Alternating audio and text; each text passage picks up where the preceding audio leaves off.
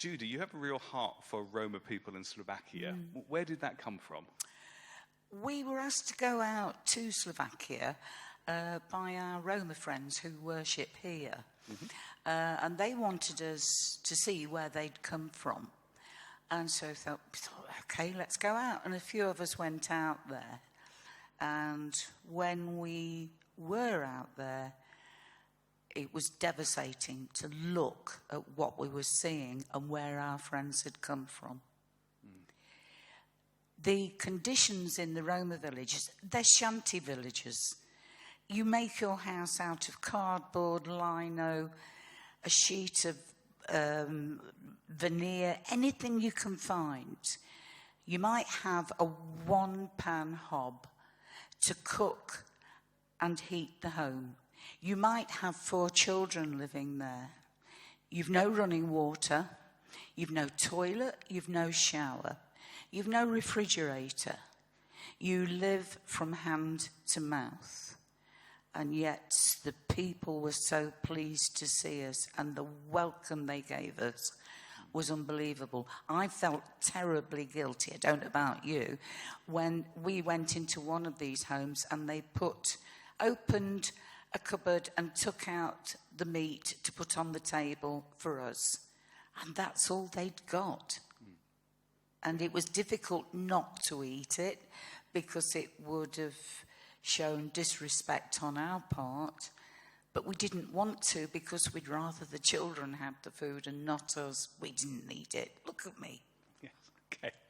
Yeah, and I remember we were really shocked by the level of the in-your-face racism that they got from the rest of the people in Slovakia, and the fact that you could have been in middle-class Derby half a mile away from where this is going on, yeah? The people in Slovakia generally live the same lifestyle as we do. They have the same needs, they go to work, they get a reasonable wage. It's very much Prešov, where we stayed. It's very much like Derby, except it's much cleaner, in a better condition. But the people have the same needs and desires, and you think all of Slovakia is like this until you go into those Roma villages, and then you see racism. Yeah.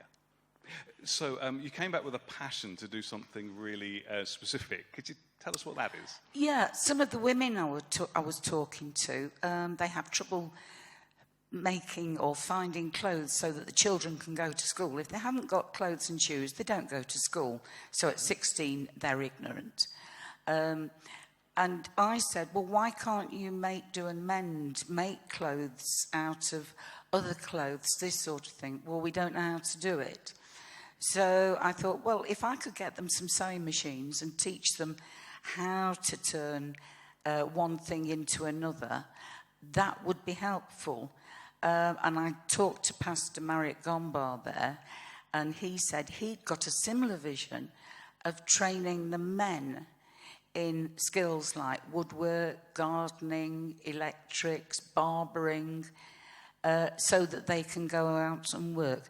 Unemployment rate amongst the Roma people is over 90%, mainly because they haven't had skills training or trade training because they're illiterate, and nobody will employ them because they're dirty Roma. Horrible. Yeah. So we're trying to raise enough money to build a community hall. Yes. In a village, so there was a base in the place for us to do all that ministry that we saw and experimented with. Absolutely. We want a nice big English village hall, but bigger than the usual village halls here. We want to be able to have workshops outside where we can do trade training. We want computers there, so when the children do come home from school, they've got computers and they can do their homework. We want national curriculum books there so that they can look at the books and do their work. We want to make sure that we have uniform for them.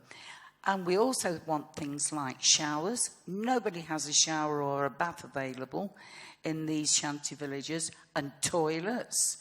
And we want people to, if you like, develop their own self-respect and dignity.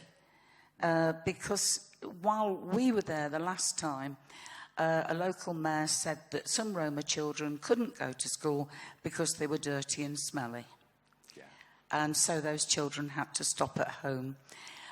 We can do adult education so that those that have grown illiterate can do literacy and numeracy skills, all sorts of things. It could be a base for a market. There is extra land available. We bought enough land to build the community centre. There is more land available to build more workshops and do something like a market. That's in the future. For the moment, we need that community hall. We need those people to be able to pull themselves out of poverty through education, learning and training. That's awesome, Judy, and we're determined to do this, aren't we? Yes, we are. Thank you. Thank you.